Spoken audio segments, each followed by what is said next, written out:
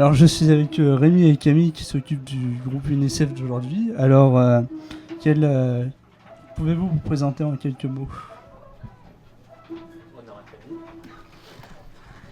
On est jeunes ambassadeurs de l'UNICEF, on fait du plaidoyage.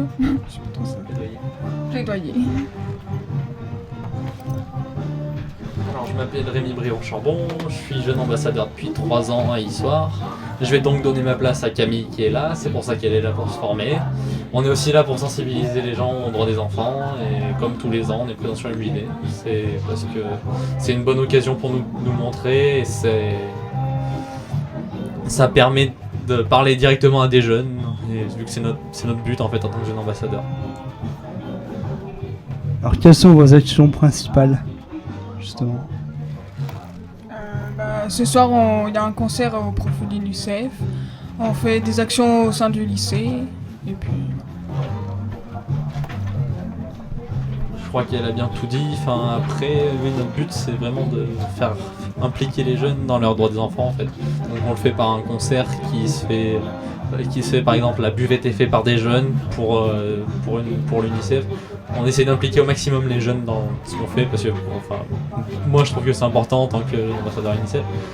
Après, nous, on a fait le Red Day, le Blue Day au lycée.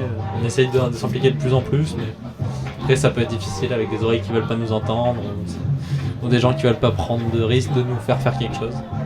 Voilà. Alors combien de bénévoles êtes-vous en Auvergne? On doit être 3 jeunes ambassadeurs pour le moment, sur tout le département. On doit être une petite dizaine sur toute l'Auvergne. Je sais pas exactement, mais après UNICEF a d'autres bénévoles qui sont plus nombreux au niveau des adultes, parce que les jeunes ambassadeurs, la spécificité, c'est justement d'être fait par des lycéens. Il y a aussi UNICEF Campus qui regroupe quelques étudiants d'université, de l'université de Clermont, et tout ça, ça existe nationalement. Nationalement, je sais qu'on est beaucoup quand même, hein. On doit être à peu près 300-400. Donc ça commence à être nombreux. Là, ça commence à prendre, ça fait plus de 10 ans que ça existe, donc on commence à marcher. Alors, question surprise pour vous, l'Europe en un mot?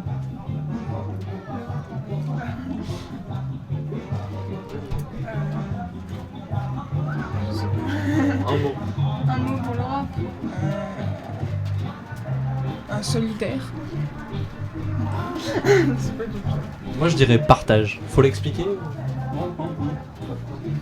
Oui, tu peux. Eh bien, Ça coupera au montage? Vas-y, ouais. Parce que pour moi, ça a été fait dans cette notion de partage, l'Europe. Et ça doit rester comme ça. On voit avec Erasmus, avec tous les projets européens, les sections européennes, les choses comme ça. Ça doit être principalement ça. C'est le partage économique, social, culturel, partage d'un modèle, partage d'idées, on peut se mixer avec toute l'Europe. On peut mixer notre histoire commune. C'est le partage qui résume le mieux tout.